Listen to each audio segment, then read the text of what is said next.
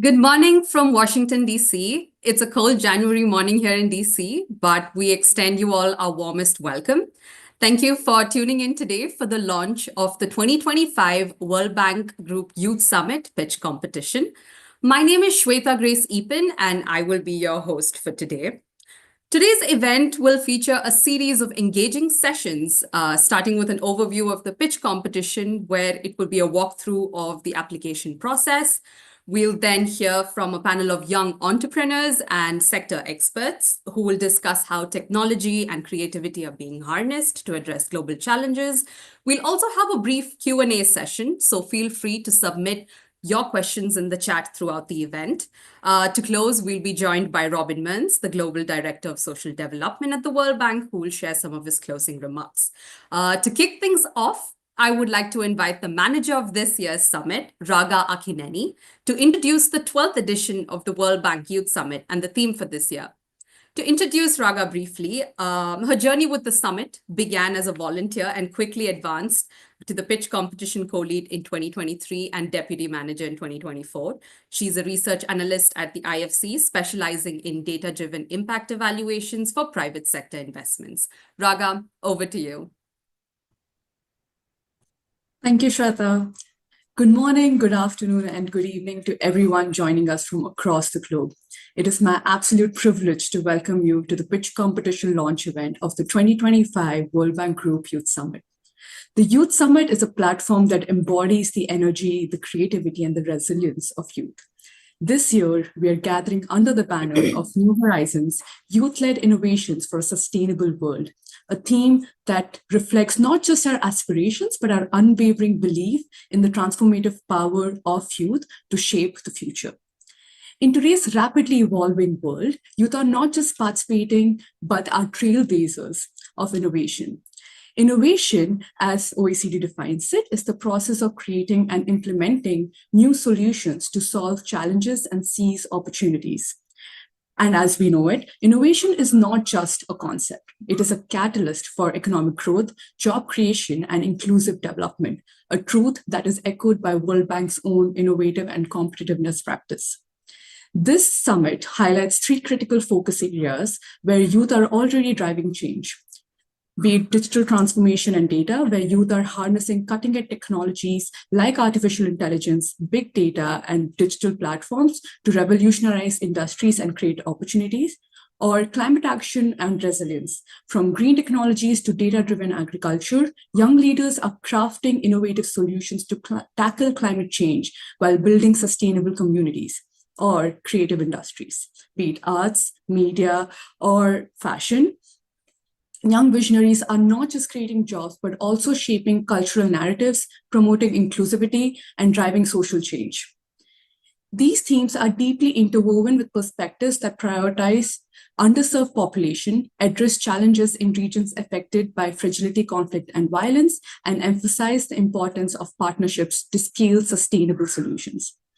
The world is at a tipping point. More than 85% of the global youth population lives in low or middle income countries, and nearly 800 million young people are at the risk of being excluded from the job markets over the next decade. Yet, despite these challenges, youth are turning adversity into opportunity.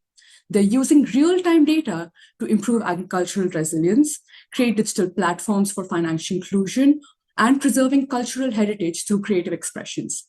And these are the stories of innovation we want to celebrate at the summit this year, because they're not just solutions, they're lifelines to a better, more sustainable and inclusive world. And this is where you come in. To every young entrepreneur, innovator, and change maker listening today, we need your ideas and your courage and your ambition and your determination. I urge you to apply for the pitch competition, where your ideas can take center stage, and join us in May 19th and 20th, 2025 here in Washington, D.C. for an unforgettable experience of learning, collaboration, and inspiration. Together, let's push the boundaries of what is possible. See you at the World Bank Group Youth Summit 2025. Thank you. Back to you, Shweta. Thank you, Raga, for introducing the theme of the summit this year. Very exciting. Now let's dive into learning more about this year's pitch competition. To Briefly introduce our competition co-leads. Ala Ivanov is a knowledge management specialist at the World Bank, and Nabil Siddiqui provides consulting expertise at IFC focused on policy initiatives aimed at sustainable development and innovation. They have prepared a comprehensive video outlining the application process and qualification criteria and what to expect from the competition this year. So please pay close attention as we now play the video. 1, 2, 3, 4. Hi everyone, welcome. We are excited to tell you all about an amazing opportunity to showcase your innovative ideas and solutions at the World Bank Group Youth Summit 2025 Pitch Competition. If you're between the ages of 18 and 35, and if you've got a great idea to tackle some of the world's most pressing challenges, this competition is for you. The summit's theme for 2025 is New Horizons, Youth-Led Innovations for a Sustainable World, and we want you to be a part of it. The competition focuses on 3 exciting and impactful themes: digital transformation and data, climate action and resilience, and creative industries and cultural innovation. Whether you're passionate about AI, climate resilience, or art for social change, there is a place for your idea here. Exactly. Now you may be wondering, how do you apply? Let's break it down for you. To enter, you need to create an account on the FXS platform and submit your application online. Here, you'll have to fill in a questionnaire, upload a pitch deck, and submit a video pitch of your project. Don't worry, we'll explain each of these in detail. Starting with the video pitch, it's simple. You get 1 minute to introduce yourself, explain the problem you're solving, and showcase your innovative solution. Remember, this is your chance to impress, so make it count. Next, the pitch deck. This is your opportunity to dive deeper into your idea. You'll need to explain the problem you're trying to solve, your solution, who your target audience is, and how your unique solution could make an impact. You can even use the pre-designed template we've provided or design your own. And don't forget about the questionnaire. It will ask you about your project, your team, and your goals for the future. Submit everything together on the F6S application. So, when can you submit all of this? The competition officially opened on December 18, 2024. Applications close on January 26, 2025. After that, a panel of experts will review your submissions, and mid-February 2025, the top candidates will be invited for interviews. Then, the finalists, that's 6 projects, will get a chance to pitch live at the World Bank Group Youth Summit from May 19th to 20th this year. This is a hybrid event, so if you're one of the finalists, you might even get travel support for the trip. How cool is that? Before we wrap up, here are a few quick tips. Be innovative, think outside the box. Be impactful, your solution should address real-world problems. Be scalable. Show how your idea can grow and make a wider impact. And last but not least, be clear. Your pitch video and deck should highlight your idea in the simplest and most compelling way. And remember, the competition is for individuals as well as for teams for up to 5 people from around the world. We encourage diverse and gender-balanced teams, so bring your passion and creativity to the table. So, what are you waiting for? Apply now. Get your ideas out there. And maybe you'll be one of the finalists presenting at the World Bank Group Youth Summit 2025. This is your chance to make a difference and connect with experts, innovators, and thought leaders from across the globe. If you have any questions or need more information, feel free to reach out to us at youthsummit@worldbank.org. We can't wait to see what you come up with. Good luck everyone, and remember, the world needs your ideas. Let's shape the future together.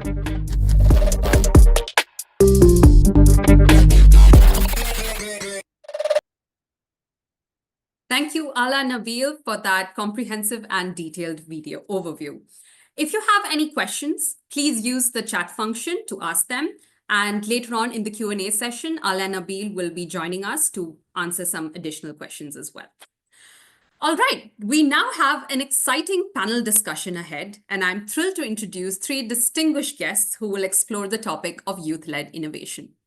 We have joining us today Sarah Berkay, who is the founder of Ambessa Play, an innovative company creating educational DIY tools. A first-generation student with a master's in child development from Oxford University, Sara has been recognized with numerous accolades such as Forbes 30 Under 30, UN's ITU Young ICT Leader, and Innovate UK's 2023 Women in Innovation.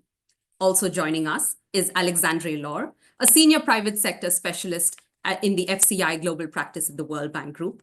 Based in Jakarta, he leads private sector initiatives in Indonesia and Timor-Leste. Previously, he was a climate entrepreneur in East Africa, founding Green Bioenergy, Uganda's leading waste-to-energy business. I'm also happy to welcome, or I should say welcome back, Guadaluna Sher, co-founder and CEO of Luxeed Robotics, an agtech startup revolutionizing the herbicide industry through innovative weed removal technologies using laser and AI. Her innovative solution earned her the Jury Choice Award at the 2024 Youth Summit Pitch Competition. We are delighted to have you all join us today. I would like to kickstart the conversation with a question for our young entrepreneurs here, Sarah and Guadaluna, to learn about your journey as a young entrepreneur. You both have ventured into innovative fields at a young age, Guadaluna with Luxeed Robotics and Sarah with M-Pesa Play. You each identified a pressing issue and created solutions that are making a tangible impact. Could you share the moment when you first realized the potential of your idea and the process that you went through in framing it, and also some of the initial challenges that you faced as a young entrepreneur? Sarah, if we could start with you and then to Guadaluna. Yes, hi, thank you for having me. So M-Pesa was born out of a direct request from the displaced children that I was working with saying, can you build this? And we spent a lot of time co-designing it, and then we launched on Kickstarter. So for anyone unfamiliar, that's a crowdfunding platform, and it took off. And so that was my first sort of understanding of this can build traction, and this can be something that's maybe more scalable. Thank you. And what were some of the challenges you faced when you were starting M-Pesa Play? A lot of it was trying to figure out the structure. So do we exist as a charity? Do we exist as a for-profit social enterprise? There is a huge social entrepreneurship in of itself. There are so many different types and models. And obviously the main focus was for us, the impact was delivering education to displaced children out of school. So figuring out what vehicle we did that, I think took us at least a year or so of trying to understand what makes sense. But we kept the users, the displaced children, at the forefront, and at the moment it exists as a for-profit social enterprise. Thank you. Guadaluna, how about you? What was the process like, and when you found the potential for your idea? And as a young engineer, actually engineering student at the time even, we were obsessed with the idea that we can use our skills, the skills that we learn at university, to solve real life problems with the technological advancement. So for me, I always thought about it, how can we be young Elon Musk, you know? And in Lebanon, where this started for me, there was the budding ecosystem and entrepreneurship that tell you, hey, even if you're young, you can apply for, if you have a good problem, a good solution for it, you can apply and get funding and work on your idea instead of, if you don't want to take the traditional route of masters or even employment. So in my case, I wanted a real life problem. And now we're working on the laser weeding. So we're burning weeds with lasers instead of using herbicides. And I'm actually now on the field. I'll show you. So before this, it was actually a tomato sorting machine that I wanted to work with. But then we focused on the weeding problem because it's a problem everywhere, not just in Lebanon. It's also a problem in the US. It's a huge agricultural problem. And without technology, we cannot replace herbicides at all. So we were excited about the problem, and we got more excited when you spoke to farmers who are facing this problem, just like every farmer. So this is how it started. And the main challenge, there are so many challenges, especially when it comes to technologically advanced system. So we're not just talking about robotics, we're also talking about AI and integrating the two together in agri-machinery. The challenge was for us at the time all the crises that we were facing in Lebanon, whether banking crisis, financial crisis, COVID at the time even. And even with this, we were able to bootstrap out of there and come to the Netherlands and get funding here. And that's where we're working now.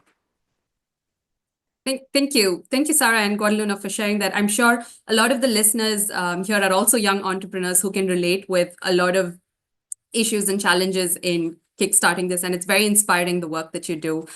So building on this, I would like to also include Alexandre on my next question. From your experience as a senior private sector specialist at the bank, you have supported various policy initiatives that have been targeted at digital transformation and sustainable businesses. How do you see the World Bank, how does the World Bank help businesses in developing countries, especially youth-led ventures? And why do you believe that it's important to include young voices in shaping the future for global development? So let me start by saying that for the World Bank, innovation is it's a key ingredient for economic growth, especially in emerging countries. And you can have a look at our latest World Development Report 2024, which is on escaping the middle income trap, where we highlight the importance of innovation for economy to grow.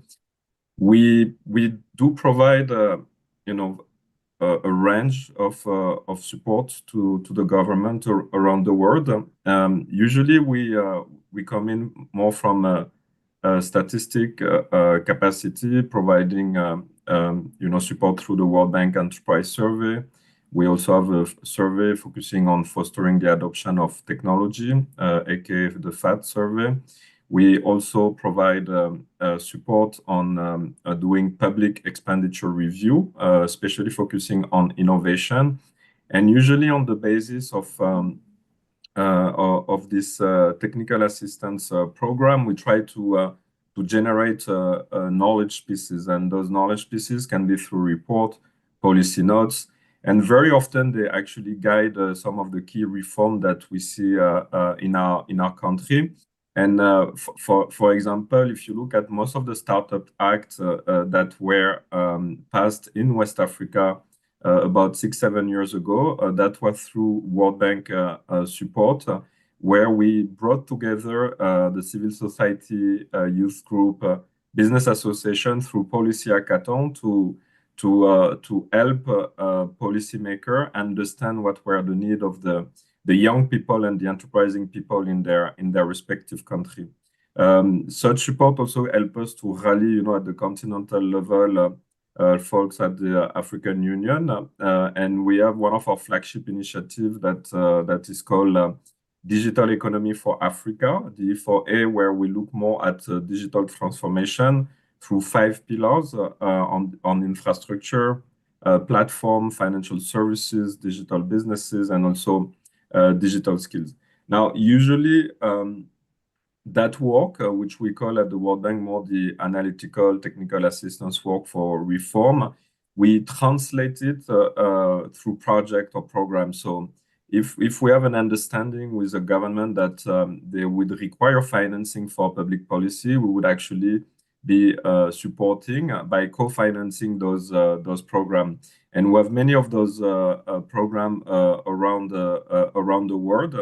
The region where we were the most innovative and initiated such program was in the Middle East and North Africa region, where we typically supported government in establishing what we call fund of funds, or like a financing vehicle to support innovative entrepreneurs, startups, and SME. Our trademark project is actually in Jordan. For those that are interested, it's called the ISSF, so the Innovative Startup and SME Fund. And what it does, it's actually providing financial support for enterprising youth. And that financial support can be in the form of what we call equity investment, but it can also be grant-based support. And many of those projects, usually we have what we call a non-financial component, which very often is a business plan competition. And a business plan competition, we have done a lot of them around the world. We also have a lot of research on how to design and implement such a program.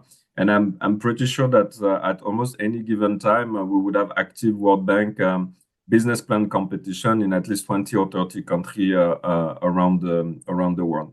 Maybe I'll stop by saying that the importance, for the World Bank supporting new and potentially high growth businesses is on the competition agenda, because we want to stimulate the entry of new ideas, new business model, which can challenge the incumbents.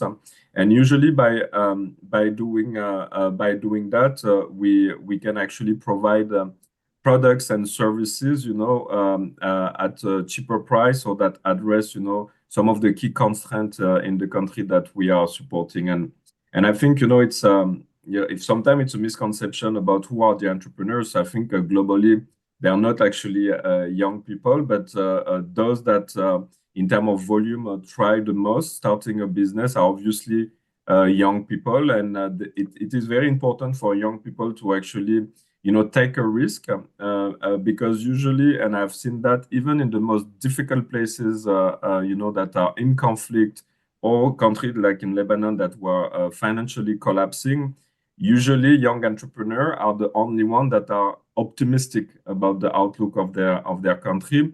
And if you don't have those fresh idea, young idea, there is no specific reason why older generation should actually care. Because the only reason you would care as a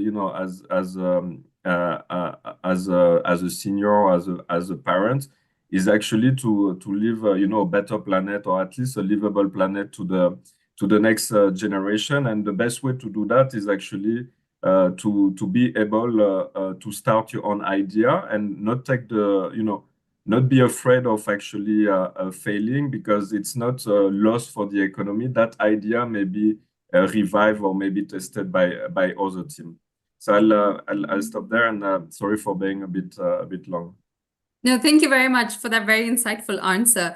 So I would like to bring in the conversation of climate innovation as well. It's one of our pillars for this year. And climate change is one of the global challenges, and youth innovators have been very active and have been playing a very pivotal role in these solutions.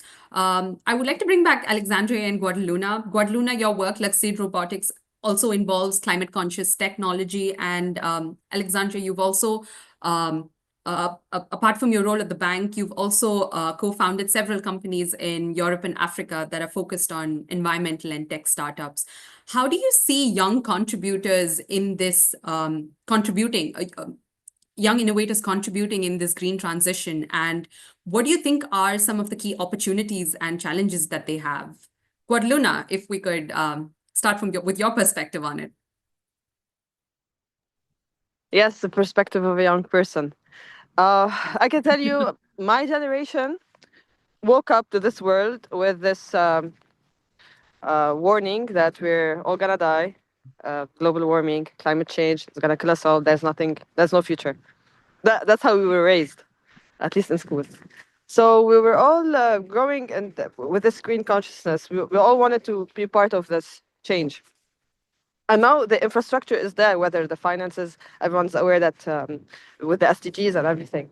And so as young people, we have these fresh ideas, and we have the skills to implement them, but we still need the wisdom and the financial structure to be able to do this. And now, okay, I'm 27, but I have young engineers working with me, and they have the fresh ideas on a technical level, whether it's AI or robotics, to implement and even optimize the system further.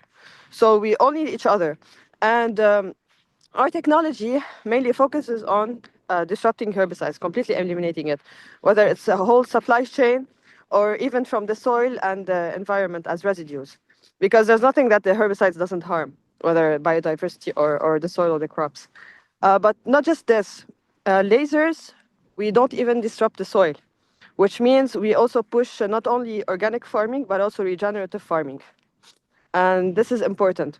The soil can store a huge number of CO2 through CO2 sequestration. just like the ocean and everything. So we help in a way in global warming. And that's the thing, all these startups that are growing now in Europe or Africa or Middle East, we're all contributing somewhat. We are like a small piece in this big puzzle of climate change. And the more this infrastructure pushes for these ideas, the more we're going to thrive and be successful. Like I can tell you a comparison between Lebanon and Netherlands. So for Lebanon, it's a really good idea ecosystem.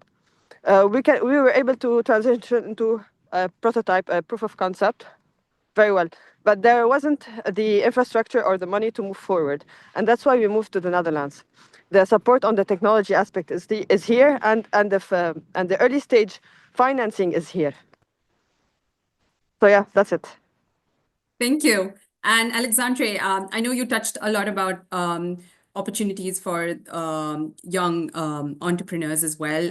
Any final words on some of the opportunities they have in this space in green transition?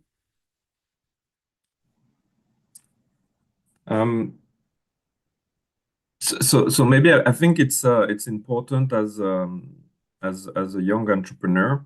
I mean, obviously you have your business idea and you're trying to bring about a new business model in the market, but I think you should not underestimate as well the relationship building that is needed to convey key messages to the government. And the reason I'm saying that is when I started my businesses in Uganda and in East Africa. So at the beginning, I was sort of shying away from meeting like these people in the embassy or trying to meet with government people, because the whole point of me starting a business was to try to generate revenue outside of public money. Like to me, I would even say a business that rely on government contract is a fake business. It's not a real value that you're creating to the market. So I was staying away from those people. But then I realized that a lot of the binding constraint, especially on climate, is related to the legal and regulatory framework. And for example, my key business was on waste to energy, so solid waste, liquid waste, and for green bioenergy, it was solid waste, which was basically recycling initially banana peeling, but then any type of solid waste that could be carbonized, turned into briquettes, and we had a complementary product which was energy saving stuff. And then you technically try to innovate, which at the time was a very important part of our business. We did everything in Uganda. So with engineer, with the university, energy lab, we did a lot of reverse engineering. And so it took us a lot of time to get our machinery and product right. And we had a beautiful product, and you thought it was, it was done that, people will just buy it because it was cheaper than charcoal. It lasted longer. It didn't produce any smoke. So you basically have it's a no-brainer. But then when you hit the market, you see that a lot of the work to be able to convince a customer to buy the product is also about raising awareness. And when you're a business, you're not an NGO, and so you don't have unlimited funding, to raise awareness and give free product and try to, get your product out there. So also working with civil society organization it's very important. So my point is, like, if you have a business idea, just go for it. It doesn't matter whether you're gonna fail or succeed, but do not underestimate a policymaker, because they can actually help you with your bottom line. And also do not underestimate the challenge of getting your product out there, because the most beautiful product, they end up crashing, in the reality of the market. And I'll just gonna give a specific example so that people understand. So on the climate space, unless you have a price on carbon, basically you're operating at the margin. Like if you're in a country that do not value CO2 pricing, that there is no regulatory framework that classifies such and such waste and how to bring them back in the market, yes, you're going to be able to make money and provide a climate-friendly solution, but you're going to be basically fighting against almost all odds. While if you're in a country that has a pricing on carbon, that has a legislation on waste, etc., you're actually riding a positive wave. So you need to send those messages to to the politician. And then the civil society, why it's important. And I mean, I got my idea because I was going around slums in Kampala with actually an NGO that basically introduced me the idea, and I thought the idea was so great that it should be turned into a business.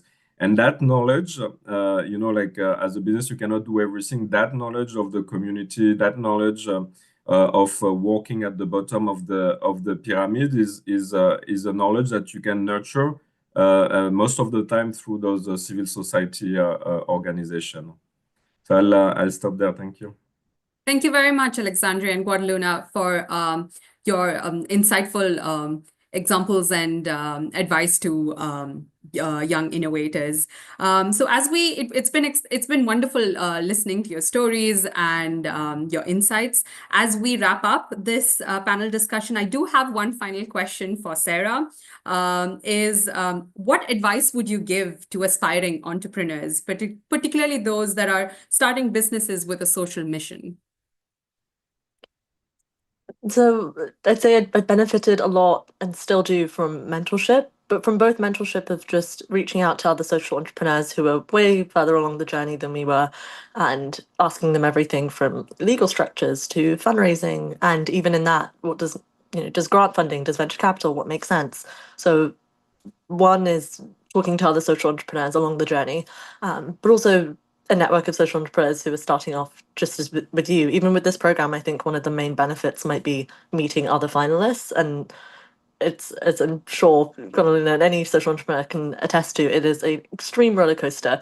And so having a network or a group of friends that you can talk to about that, from legals to finances to marketing to storytelling, who understand that sort of unique perspective of impact and sustainability in the long term can help. So mentorship and a network of social entrepreneurs, I'd say. Wonderful. Thank you so much. And Guadaluna, any advice for young entrepreneurs who are starting out with their social mission? Social mission, but well, unfortunately, I'm for profit, but it's fine. I would say I would highlight the idea of Alexandre, relationship management. People can make your business happen. People are the best leverage. You know who you need to meet, your stakeholders or people who empower you. I wouldn't be here if it weren't for so many people that played an important role in getting us to where we are now. So if it's about drafting a PowerPoint or perfecting it and going and meeting people at an exhibition, I'd rather say go meet people at the exhibition and make more friends in your ecosystem, but focus on the stakeholders of your business. Thank you so much, Guadaluna. Thank you so much, Sarah and Alexandre, for that very insightful conversation. Sorry. Thank you so much. And I hope today's discussion has inspired all the young entrepreneurs who are tuning in today and thinking about how to contribute to tackling global challenges. So we will now be moving on to our Q&A session, where you can ask questions to both our panelists today, as well as our pitch competition co-leads. They will be joining in as well, Ala and Nabil. So due to our limited time, we will only be able to address a few questions live, but then our team will also field the questions in the chat as well. So to start with, we have a question for our pitch competition co-lead. Maybe Nabil, you could take this one. The question is, any tips on how participants can demonstrate the scalability and sustainability of their idea? Nabil? Thank you for that question. Thank you for the question. I think it's very important because scalability and sustainability are among the key metrics we consider when evaluating our applications. So scalability, one way to highlight that would be to show market potential if you're for profit. You could show the total addressable markets and markets you're willing to cater to during the roadmap of your journey. So that's one key way of demonstrating that. You could also show the replicability and show what other regions and industries and demographics can your product or solution work with. Similarly, you could also demonstrate efficiency, right? So how can you scale effectively without proportionally increasing the cost? So one key way of doing that would be through better use of technology, right? So an app, perhaps thousands of people versus a door-to-door service that can cater to hundreds of people. So how can you leverage technology to sort of scale and provide impact amongst a larger population? And also you can show partnerships and a clear growth plan is something that would be very valuable. So what kind of distribution channels you're using, how will you market your solution is also very relevant here.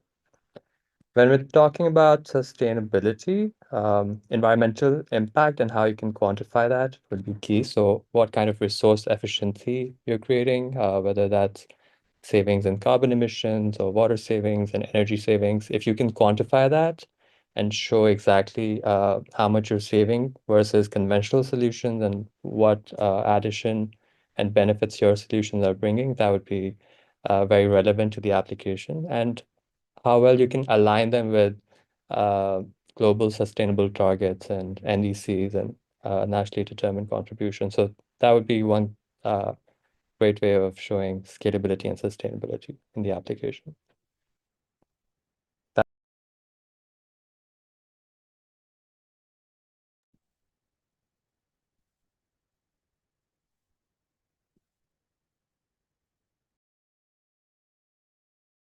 My apologies for the audio.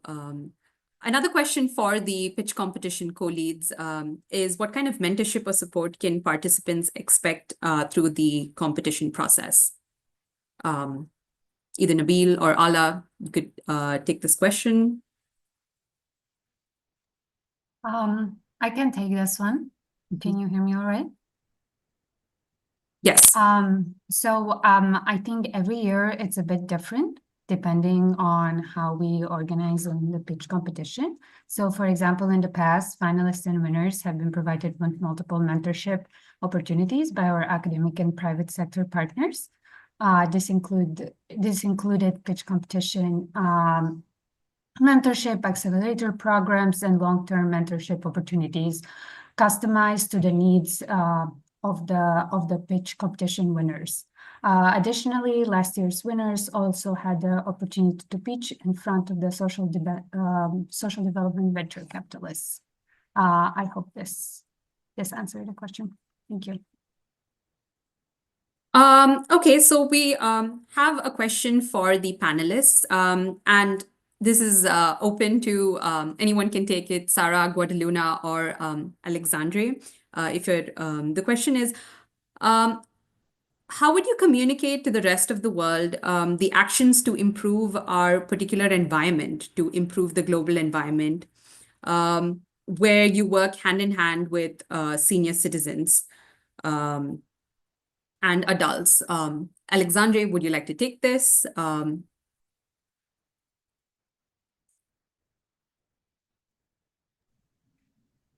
Yeah, I mean, it's a very tough question. I think yes, young people, are more fluent in in climate related issue, and I think there is a difficulty to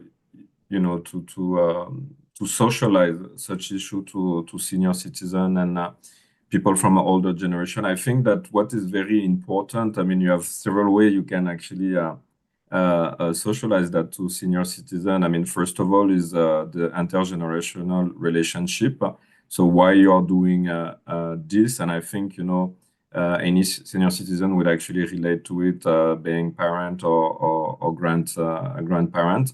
But one thing that I found was quite powerful, when you look at issues such as pollution, flooding, etc. Like senior citizen can relate the time where you didn't see, you know, plastic bottle all over the beaches of Indonesia. I mean, people will remember, you know, how it used to be. And so one of the way of reaching out and pitching, I think, to such demographic is also to tell them that you want to you know, to restore somehow, you know, the natural capital that they used to know. So I'll stop there, but it was a very tough question.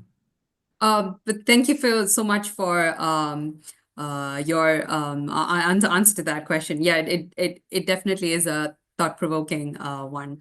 So we do seem to be getting a few more questions for our panelists as well as for our pitch competition co-leads. Unfortunately, we wouldn't be able to answer them all in the live session, but our team will be getting back to you in the chat.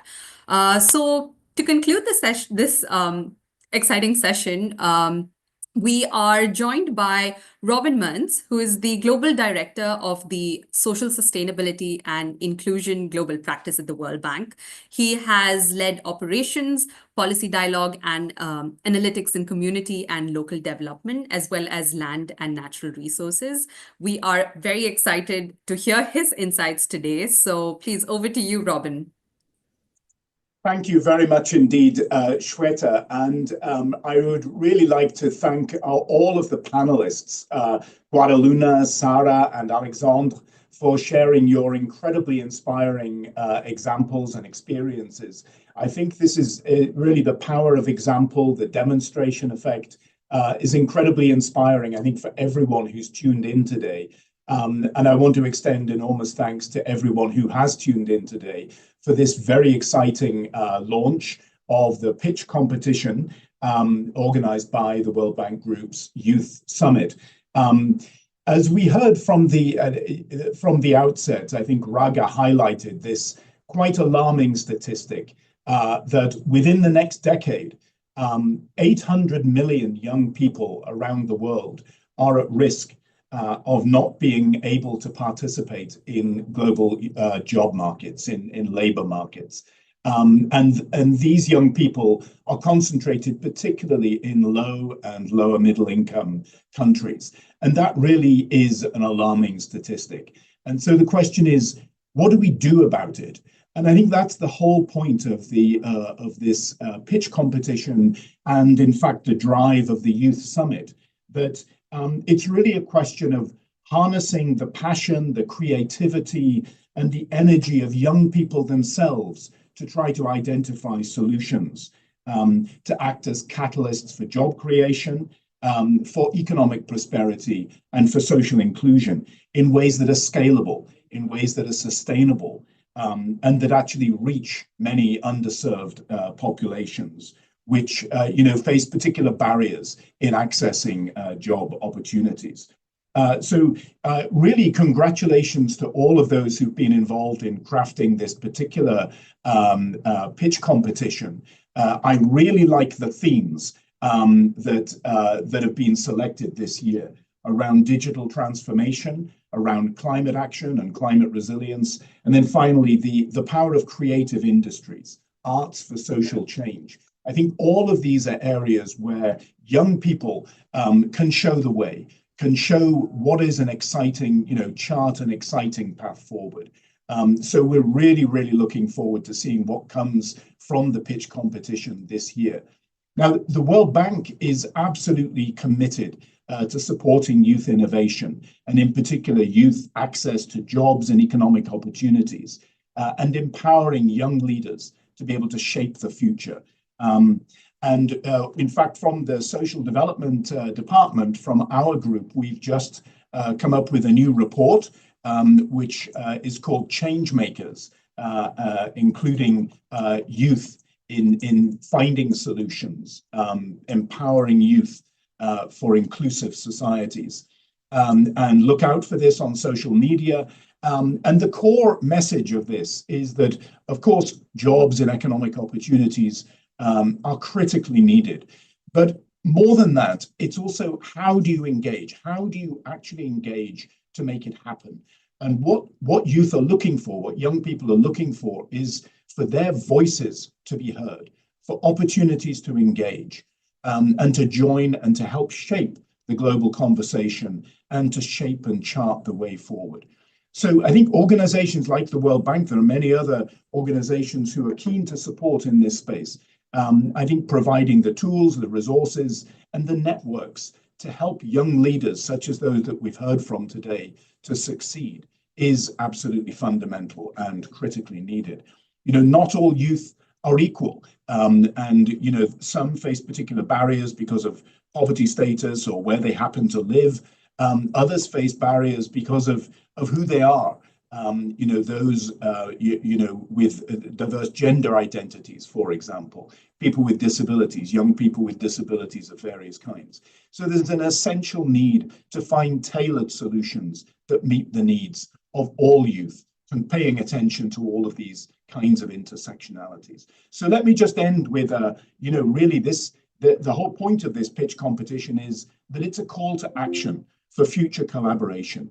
The future lies in the hands of young innovators who are not afraid to challenge the status quo and to envision new solutions.